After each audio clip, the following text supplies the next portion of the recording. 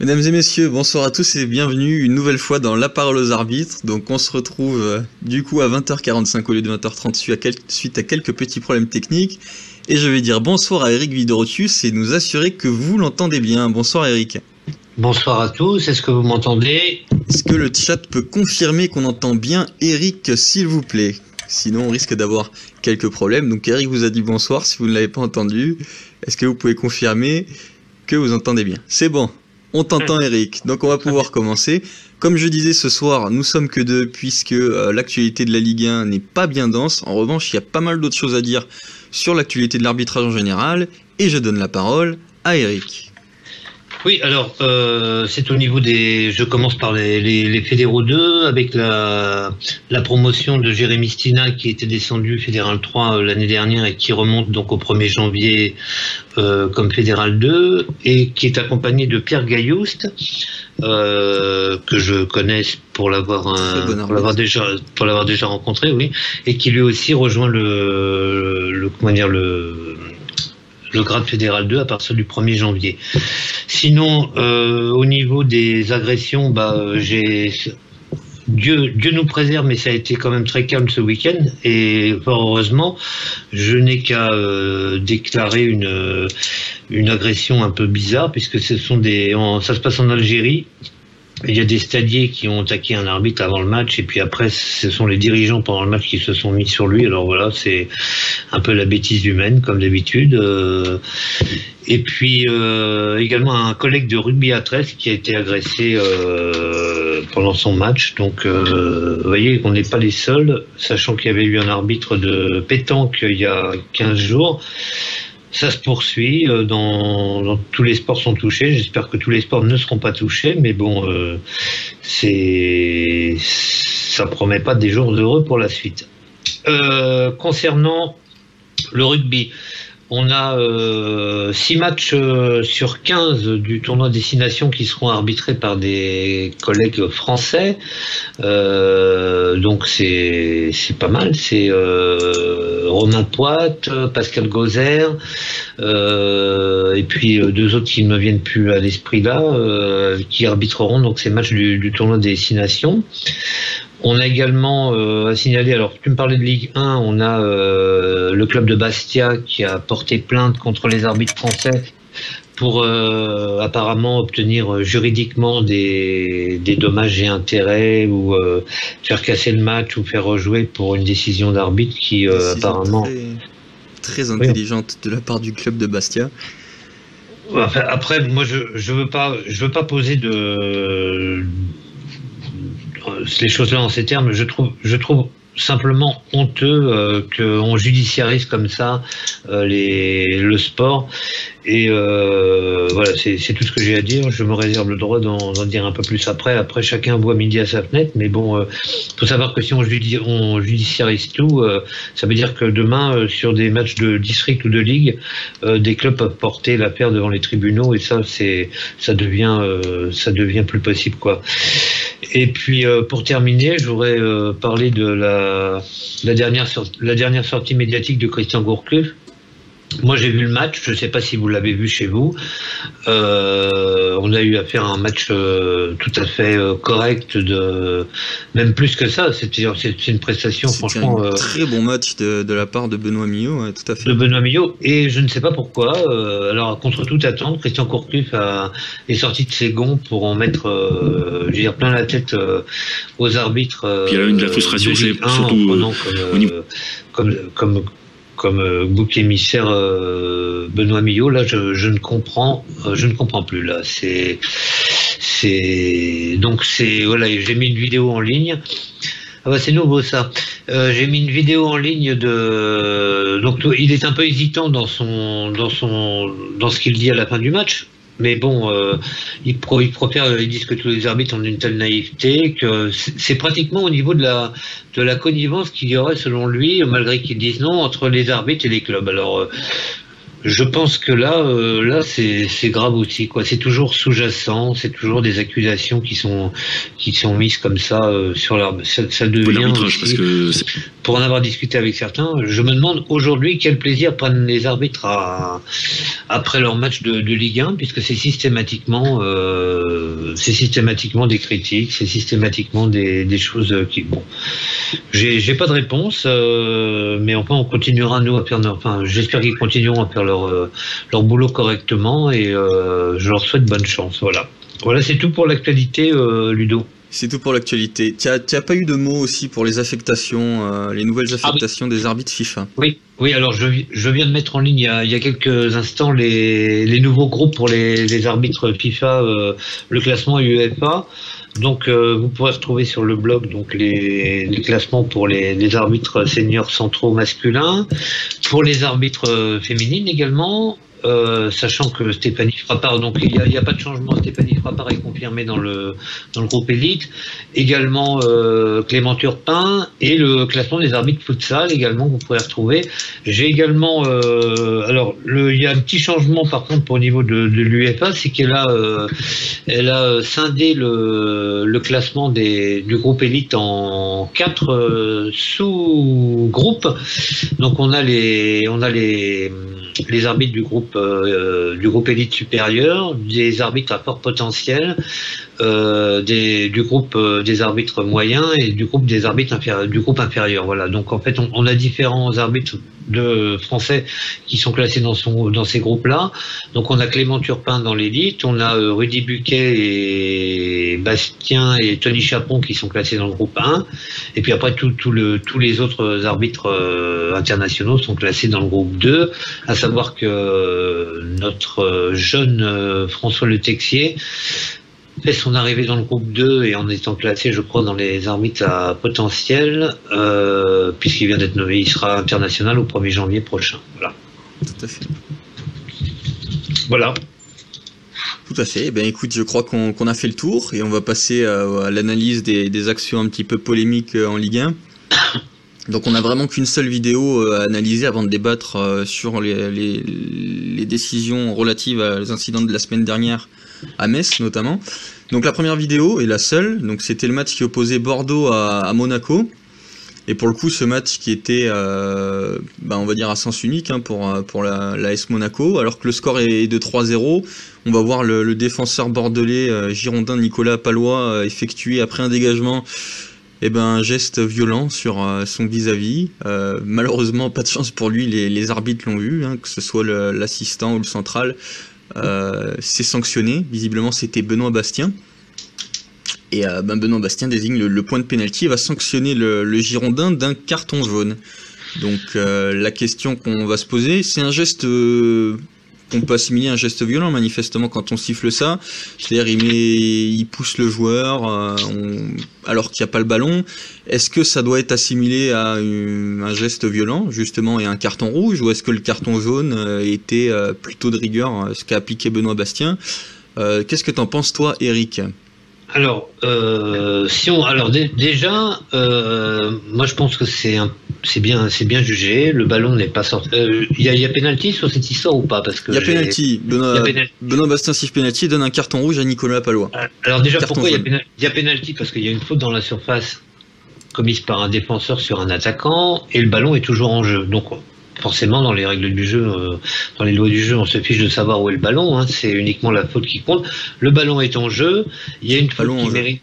Il y a une faute qui mérite un coup franc direct. Celui-ci étant commise dans la surface de réparation, même si c'est à l'extrême limite, parce que là on va voir que effectivement sur le coup il rentre et après le coup a lieu dans la surface de réparation.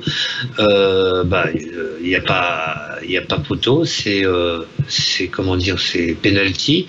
Alors après la sanction administrative qui accompagne le penalty, c'est C'est à l'appréciation de l'arbitre. Il juge que le geste de... C'est Nicolas Palois qui est exclu, c'est ça? C'est Nicolas Palois, qui n'est pas son premier fait d'armes, on va dire, là-dessus. Oui, non, mais son premier fait d'armes, je vais dire que Benoît Bastien juge sans a priori, ni sans le CV du gars qui juge. Hein. Donc sinon on s'en sort pas. Il juge le geste certainement violent, mais commise sans mettre en danger l'intégrité physique de l'adversaire. Donc à partir de là, le rouge, il exclut le rouge, il met le jaune. C'est bien arbitré, on pas non plus. De toute façon, ce n'est que son avis c'est son avis qui prime. Hein, donc de toute façon, moi je vais pas aller contre. Après, qu'ils mettent le jaune ou qu'ils mettent le rouge, voilà. Ouais, après la question est de savoir s'il a pris la bonne ou la meilleure des décisions. Faut savoir que nous on juge ça, lui, Benoît Bastien déjà doit juger à l'instant T et c'est sa vérité. Mais pour le coup, là-dessus, moi, si je devais me mettre à sa place, déjà d'une part, le geste, c'est vraiment à l'appréciation de l'arbitre. Moi, quand je vois un geste comme ça, le jaune comme le rouge peuvent se justifier l'un et l'autre. C'est-à-dire que une action idem où on voit le monégasque qui aurait provoqué Nicolas Palois, on peut s'en sortir avec 2 jaunes, il y a pas de souci. Maintenant, moi, ce qui me fait dire que Benoît Bastien a pris la meilleure des décisions, c'est qu'il y a déjà 3-0. Que l'action en question est très très loin de la surface de réparation, donc le penalty c'est déjà très aggravant pour le cas des Girondins de Bordeaux. Si là-dessus en plus vous sortez le rouge à 4-0, c'est justifiable, hein, mais moi je trouve que c'est pas dans l'esprit du jeu. Donc voilà, moi je pense que Benoît Bastien a pris la meilleure des décisions là-dessus, et on peut râler parce qu'il n'y a pas rouge, parce que voilà, il n'a pas suivi à la lettre le règlement. Effectivement, on peut interpréter ça comme un geste violent, mais pour moi là-dessus, Benoît Bastien, je maintiens, a pris la meilleure des décisions avec un carton jaune selon moi. D'autant plus que je ne suis pas sûr que le Monégasque ne vienne pas chercher non plus ça, oui, parce que maintenant, voilà, parce qu'il lui tape dans les pieds. Après, voilà, c'est. De toute façon, on va pas en discuter 3 heures. Et le match est terminé, tout le monde est rentré chez soi.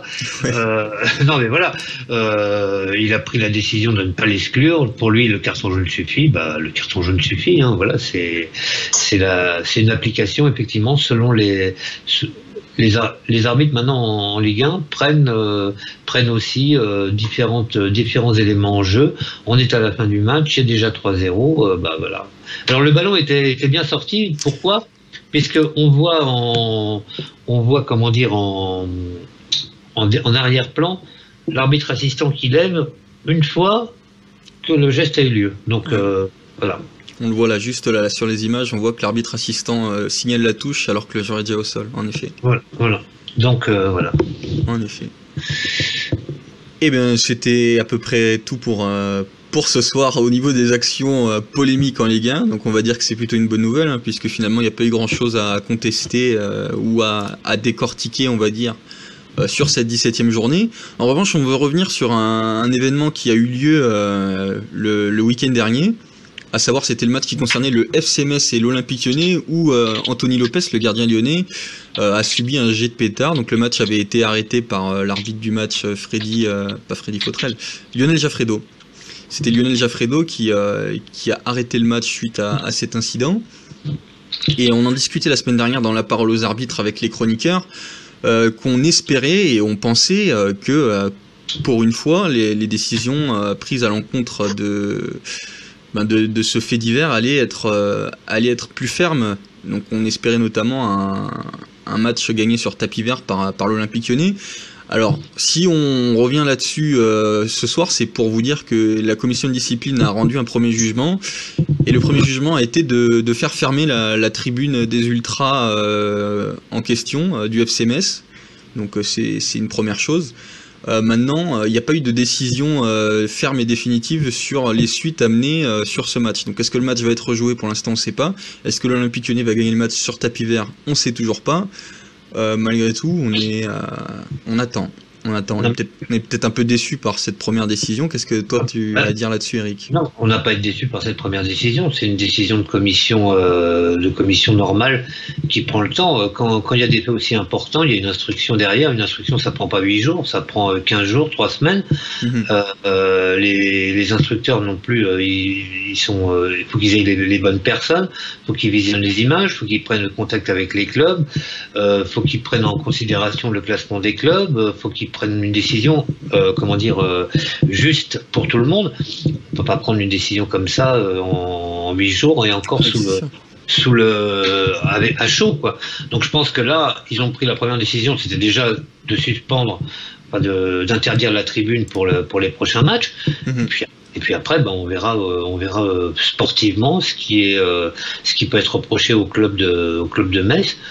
Mais c'est tellement important, parce que apparemment c'est tellement important pour le classement, pour les deux clubs, que ça mérite quand même une certaine réflexion et une certaine attente de la part de la commission. Tout à fait. Bon, eh bien, je crois qu'on a fait le tour. Si vous avez des questions sur l'actualité de la semaine, sur tout ce que vous voulez, on a un peu de temps là, puisque j'aurais bien aimé que tu mettes la vidéo de Benoît Bastien, de Benoît Millot pour l'avantage. Je peux aller la chercher si tu veux. On peut faire ça. Celle-là, elle est pas mal. En attendant, on vous laisse commenter, poser vos questions sur le chat. On va aller chercher la vidéo de Benoît Bastien. Je ne sais pas si vous avez vu le match Kiev-Beşiktaş. Si oui, que pensez-vous du rouge? Alors, malheureusement, j'ai pas vu le match Kiev-Beşiktaş. Non, j'ai pas vu. C'est pas Benoît Bastien, tu voulais dire Benoît Millot? Benoît Millot, j'ai dit Benoît Millot. Oui. Ah, c'est moi qui ai dit Benoît Bastien alors. Oui. C'est moi qui ai dit Benoît Bastien. Bon, évidemment, elle veut pas, sinon je vais aller la chercher sur mon Facebook. Non, mais laisse tomber, c'est pas grave. Alors que il y a un carton sur Kiev-Beşiktaş, pour quelle raison? Pietro Quentin. Alors. C'est une erreur. Personnellement, j'ai pas vu le match, donc moi je vais pas répondre à cette question. Alors le coach de Rennes a contesté l'arbitrage de Rudy Buquet. Alors c'était pas Rudy Buquet, c'était Benoît Millot. Standard c'est Hartox, c'était Benoît Millot l'arbitre du match. C'était Rennes-Lyon, c'est ça? Oui, c'était Benoît Millot. Que pensez-vous du rouge de Rennes face à Lyon? Bah écoute, rien à dire. Hein. Oui, il est indiscutable. Il est absolument indiscutable. Ouais. C'est une annihilation. De toute façon, ils discutent même pas. Hein. C'est une annihilation d'occasion manifeste de but. Et même Gourcuff et Christian Gourcuff et sa mauvaise foi sont pas revenus mettre en cause le carton rouge pour le coup. Non. Le joueur ne s'occupe absolument pas du ballon, puisque c'est une faute du haut du corps, c'est-à-dire en fait c'est pousser, tirer, et voilà. Non. Et donc non, il n'y a pas de. La vidéo de l'exclusion, elle est là. Ah, ça y est, tu l'as trouvé? Ben, je suis passé par la page Facebook parce que visiblement le logiciel refuse de lancer la chose. Le problème c'est que ça rame vachement, quoi. Le problème c'est que ça rame vachement quand je passe comme ça, je sais pas pourquoi. Bon, c'est pas grave, ils iront. Oui, ils iront la trouver eux-mêmes. C'est pas. Elle est sur l'article aussi que j'ai fait, donc elle va peut-être pas ramer sur mon blog, non? Moitié de tableau. Je sais pas. Bon, là on a l'avantage, pour le coup, l'avantage fonctionne. Donc oui, c'était l'avantage sifflé par Benoît Millot. Là on était en toute fin de match, si je me rappelle, et bon, on savait déjà que Benoît Millot, à défaut effectivement de s'être fait d'être tombé, puisqu'il avait bousculé un Lyonnais en début de match et s'était cassé la figure, c'était sans conséquence. Mais à ce moment-là du match, on savait déjà que Benoît Millot avait fait une super prestation et en toute fin de match, il nous sort un superbe avantage avec à la suite un carton jaune pour le genre fautif. Sur un but de Rennes d'ailleurs. Il n'y a pas eu but, non, il n'y a pas eu but. C'était sur une occasion de Rennes, mais d'accord. Voilà, c'était juste une occasion pour le coup, mais c'était un petit peu la cerise sur le gâteau, quoi. Je pense que là, il faut arrêter les patriches. Hein, Alors attends, il donne un rouge pour. C'est Pietro qui parle du match Kiev-Beşiktaş. Il donne. Bah oui, mais Pietro, moi j'ai pas vu le match. Bon, alors effectivement, tu me dis que c'est flagrant, il n'y a pas faute, c'est flagrant. Il n'y a jamais faute. Bah oui, mais qui n'a jamais commis d'erreur dans sa carrière. Hein. Donc, c'est-à-dire, il prend, si l'arbitre juge que, il met pas un rouge pour plaisir, il juge la faute à son âme et conscience, comme ça, qui arbitrait le match Kiev-Beşiktaş, je ne sais plus, mais enfin, bon, peu importe. Il prend sa décision selon ce qu'il voit au moment. Hein. Non mais je vous jure, non mais on te croit, Pietro. Il donne une annulation pour un rouge et tu me dis qu'il n'y a pas faute. Bon bah c'est bien possible, mais l'arbitre étant à 15 mètres derrière et nous à voilà, je peux pas envoyer le lien via le chat. Bah si, tu peux mettre le lien. Non, ça doit bloquer. Je pense qu'il va y avoir une sécurité qui empêche la diffusion de lien dans le chat. Ah bon, d'accord. Aussi, lors de Nancy, un Angevin joue à terre dans la surface. Alors ça, j'ai pas vu du tout. Je vois pas du tout de quoi tu parles. Oui, mais... Pourtant, j'essaie de regarder tous les matchs de Ligue 1 et pour le coup, ça s'est passé inaperçu à mes yeux. Et alors, qu'est-ce qui s'est passé sur Nancy-Angers? Bah, j'imagine qu'il doit... faire une main. Quelque chose. Ouais. Donc pas grave. Bon bah c'est toi qui le dis, donc c'est pas grave, donc c'est voilà. Bon, et ben en tout cas on aura fait le tour. C'était gentil à vous d'avoir suivi malgré le petit incident technique en début de soirée. On va vous dire merci pour tout, à très très bientôt, à la semaine prochaine certainement. Et puis bonsoir. Bonsoir Eric et puis à bientôt alors. Bientôt, bonsoir à tous.